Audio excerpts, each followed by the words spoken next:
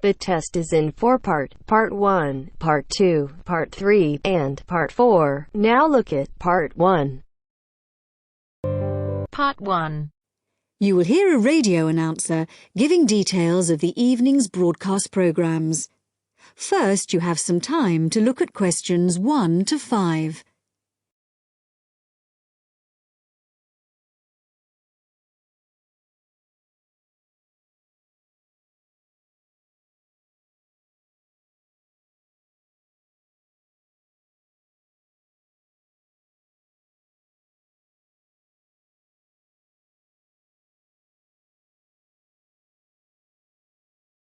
Now listen carefully and answer questions 1 to 5.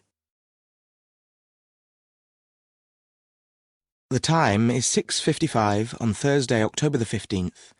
And now here is a brief review of this evening's programmes on Radio 6.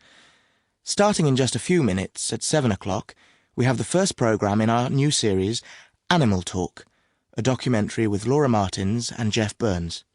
And I'll be telling you some more about that in a minute.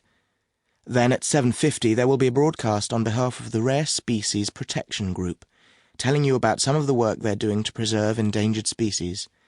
This will be followed at 8 o'clock by today's episode of Park Square, our drama series following the fortunes of a close-knit community in North London, in which Sunita begins to wonder if Carl has been telling her the truth, and Carl gets into trouble when a private email is read by the wrong person. At 8:30 we have our phone-in programme, What's Your View? Today's topic is the impact of the media, and you are invited to call in with your own views and questions on this topic.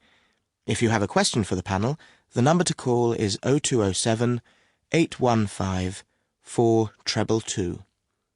This will be followed at 9 o'clock by News and Weather, and then at the new time of 9:20 we have our Book of the Week, read by Graham Stanish. This week's book is a collection of Rudyard Kipling's Just So stories, which the author wrote for his children at the beginning of the 20th century, and which are now enjoyed by children and adults alike.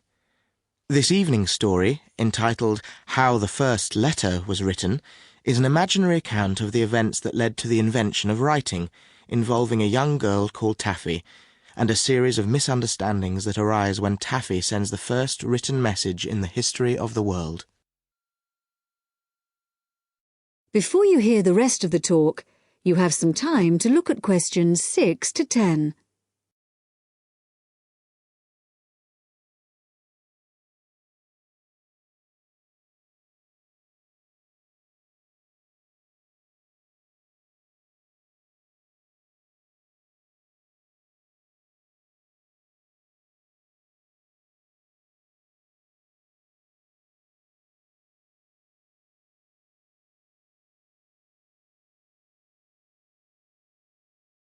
Now listen and answer questions 6 to 10.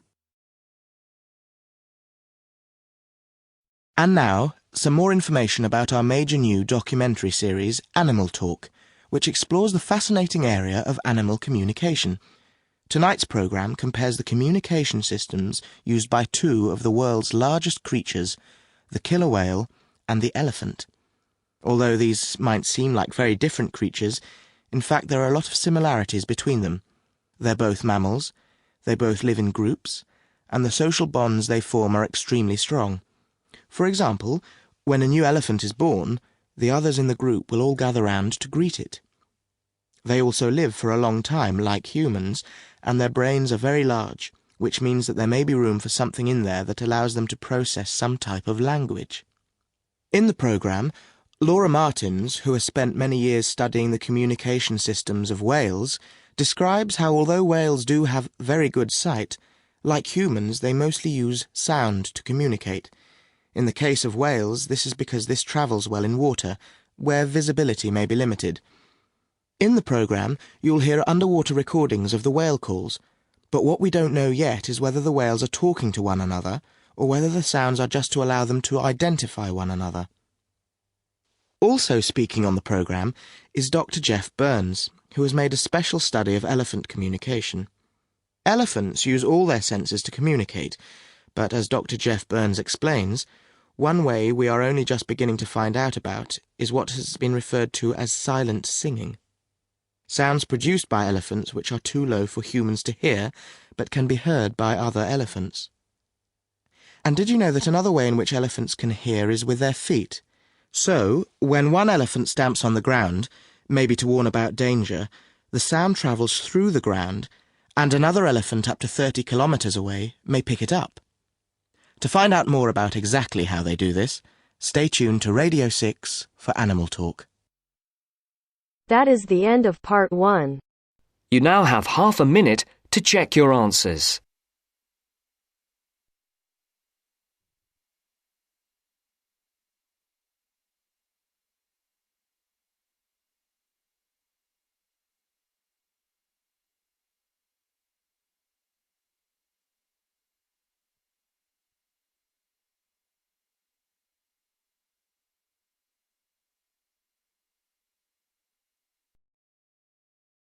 Now turns to part 2.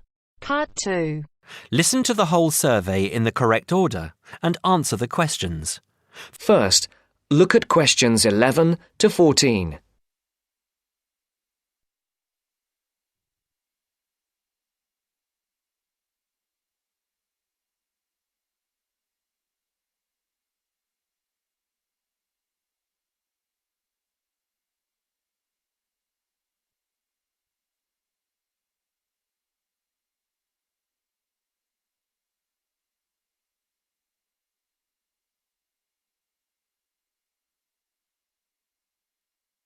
Listen carefully. Excuse me. Good morning. We're students from St. Anne's School and we're doing a class survey. Have you got 5 minutes to answer a few questions? I suppose so. What are the questions about?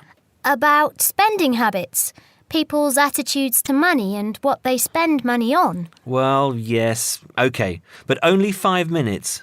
Thank you. OK, first of all, if you don't mind answering, what income band are you in? You just need to say low, average or high. Oh, that's difficult to say. I don't know how much everyone else makes. I'm certainly not poor, but I'm not rich either. Certainly not after I've paid all my bills. Shall we say in the middle then? Yes, I think so. And how much money do you feel you have to spend? You said that you have to pay a lot of bills. Yes, I feel that I don't have very much.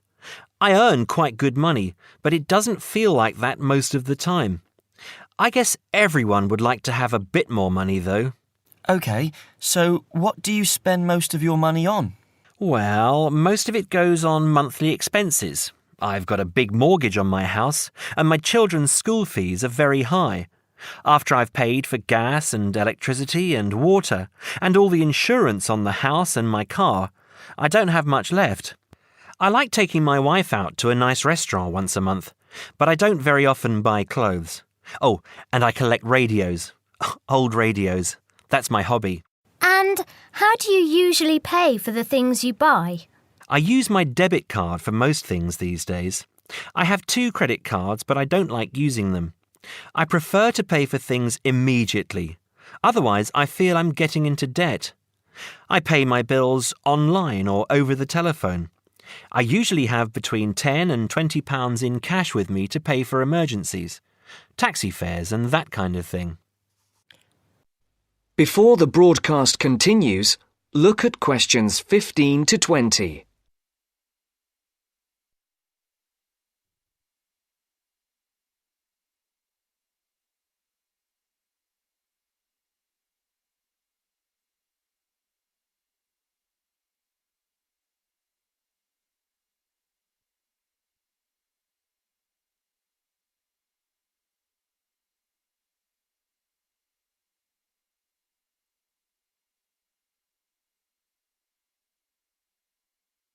You will now listen to the second part of the talk. What do you think is good value for money? Not very much, to tell you the truth. Everything seems to cost more than it should these days. I think my telephone and internet broadband package is good value for money, though. That's my telephone line, any number of national calls and unlimited internet use for only £22 a month. I think at least one member of my family is online for an hour or more every day. I think £22 is a very good deal.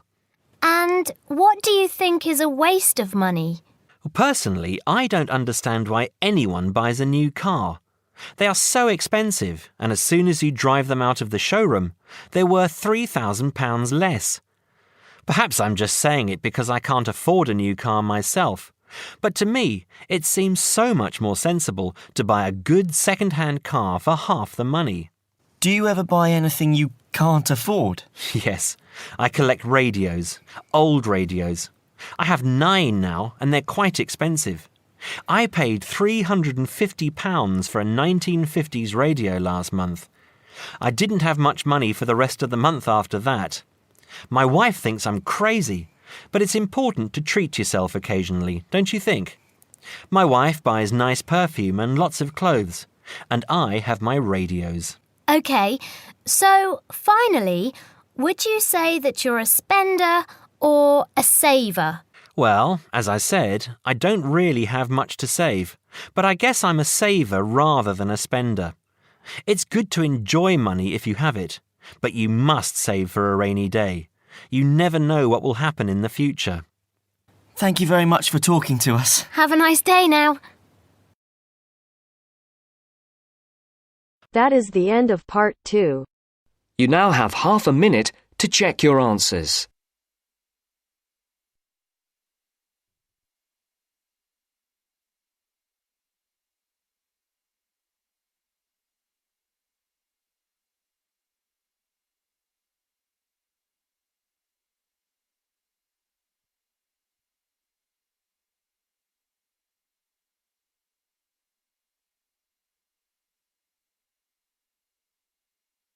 Now turns to part 3. Part 3. You will hear a woman called Phoebe, who is training to be a teacher, talking to her tutor called Tony about research she has done in a school. First, you have some time to look at questions 21 to 25.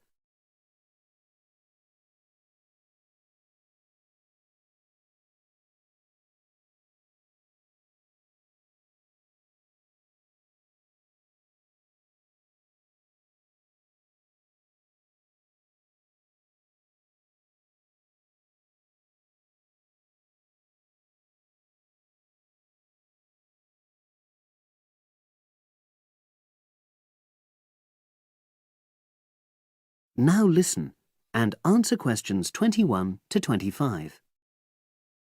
So, how did you get on with your school-based research, Phoebe?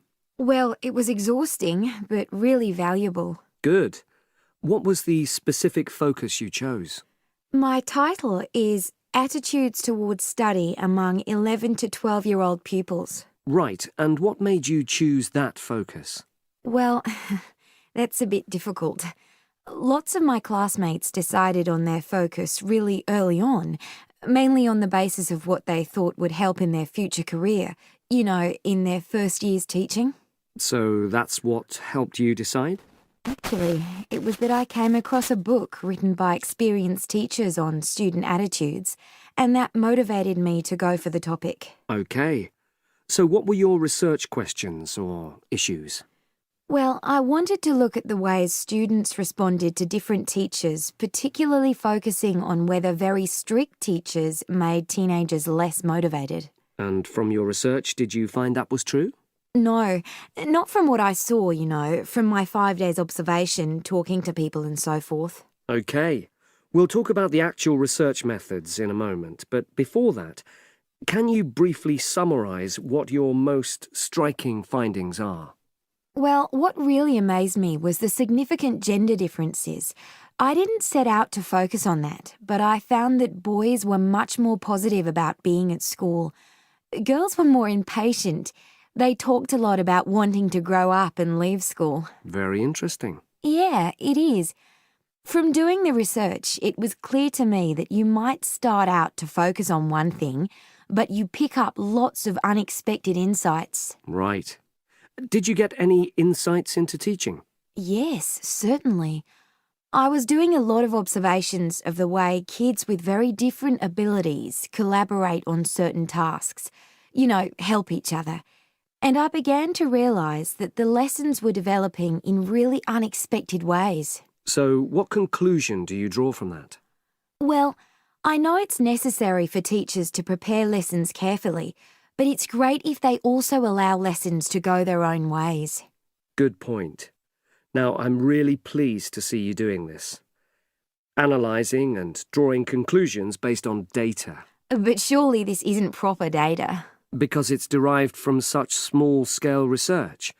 Well, as long as you don't make grand claims for your findings, this data is entirely valid. I like the way you're already stepping back from the experience and thinking about what you've learned about research.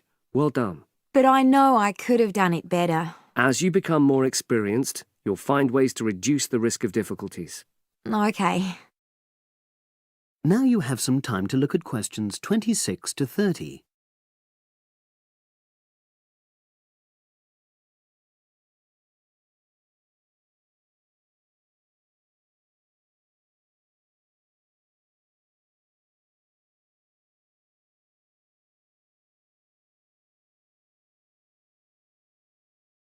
Now listen and answer questions 26 to 30.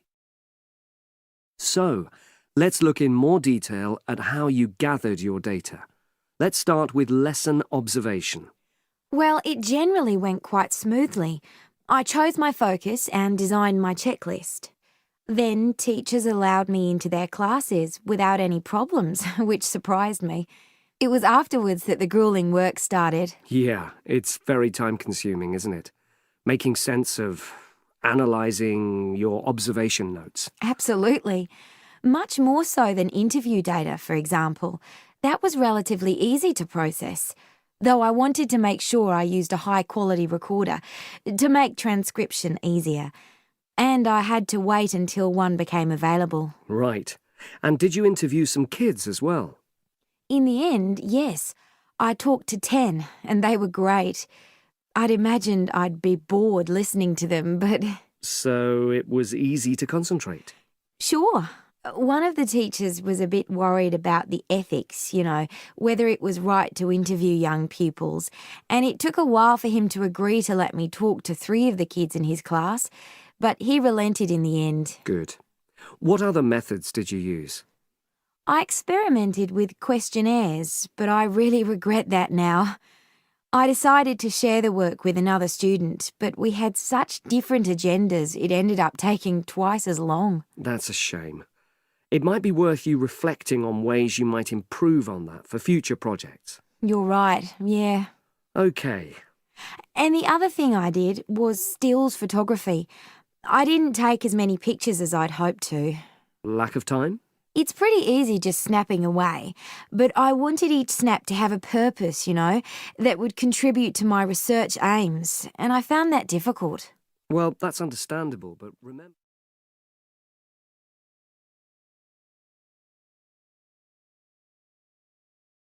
That is the end of part 3. You now have half a minute to check your answers.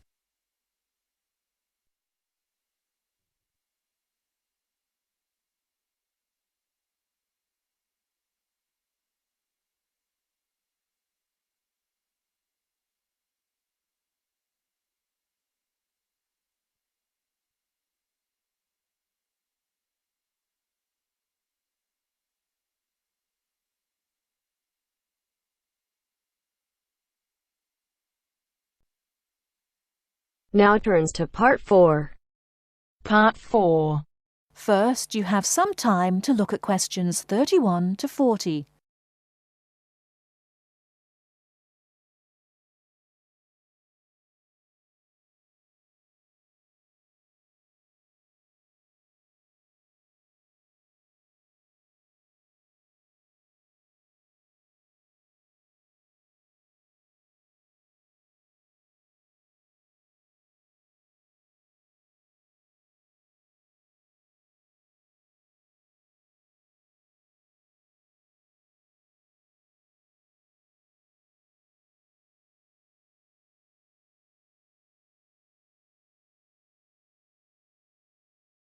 Now listen carefully and answer questions 31 to 40. In today's lecture on international trade, I'm going to look at the issue of protectionism. I'll start off with a definition of protectionism and then go on to look at the methods countries have used to protect their economy. Following this, I'll look at the advantages and disadvantages of protectionism when compared to free and open trade. So let's define protectionism. Protectionism, at its simplest, is the opposite of free trade. It is the practice of protecting domestic industries from foreign competition by using import duties or quotas. Options available to protect the economy are tariffs, embargoes, subsidies and quotas. Let's examine these in turn with some examples. Tariffs are one form of protectionism. It is a tax which is applied to imported goods but not to home-produced goods. The idea is to make the imported goods more expensive than the home-produced ones so that consumers buy home-produced items. An ongoing example of protectionism via tariff is between Britain and the USA. Britain buys most of its bananas from Commonwealth countries, largely in the Caribbean. However, the USA owns banana plantations in South America. In 1999, Britain refused to buy bananas from South America, so the US government put tariffs on some British-produced goods.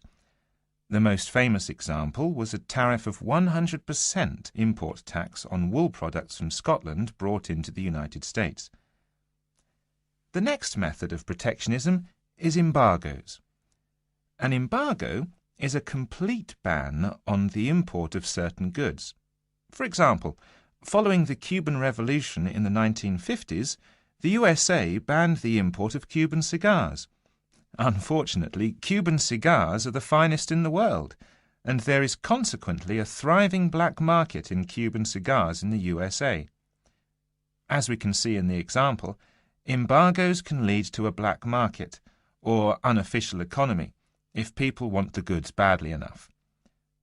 Subsidies are a way governments support industries at home with money or tax breaks in order to allow them to compete better with foreign companies. In 1994, the French government provided its national airline with a £2 billion subsidy in order to help it compete with low-cost airlines. However, subsidies can have the effect of making home producers uncompetitive and inefficient. Finally, let's look at quotas. A quota system allows a certain quantity of goods to be imported from other countries. The European Union has had quotas on textiles and clothing for decades to protect its textile industries from developing countries, especially India and China. Understandably, developing countries say that this is unfair and against the principles of free trade. Let's move on now to the arguments for and against protectionism. For trade to flourish between countries, the benefits from trade need to be equally balanced. Where a country feels that it's not getting a fair share of the trade, or that it is somehow disadvantaged, it might employ one or more of the methods of protection. There are at least 4 arguments that may be given for using protectionism. Firstly, to protect employment in the home country. The simple view is that if imports are stopped, then jobs will be saved and even created at home. Secondly, to prevent unfair competition. It is often said that developing countries have the advantage of cheap labour costs in their countries, and that they use this to undercut the price of the same goods produced in richer nations. A tariff might be applied to even out this imbalance. Thirdly, to protect new industries. A new industry, particularly one in a developing country, might not be able to compete with long-established industries elsewhere. Tariffs and quotas give new industries the chance to build up production to the point where they can compete. Fourthly, to raise money. Tariffs were once used as a way of raising revenue for the government. In modern countries, they are now seldom used for this purpose, as the damage to trade often outweighs any immediate benefits. Now for the arguments against protectionism, which are perhaps simpler to summarise. Although trade restrictions might help a country for a short period of time, their overall effect is a negative one. Restrictions affect the flow of trade, and the more countries employ restrictions, the less trade can flow. In the long run, no one benefits from trade restriction, because if one country puts restrictions on another country, the other country then puts their own restrictions on the first country. This affects the first country's exports, and as the country finds it difficult to export goods, then unemployment is the result. So, protection tends to help only the protected and can hide inefficient manufacturers. That is the end of part 4. You now have half a minute to check your answers.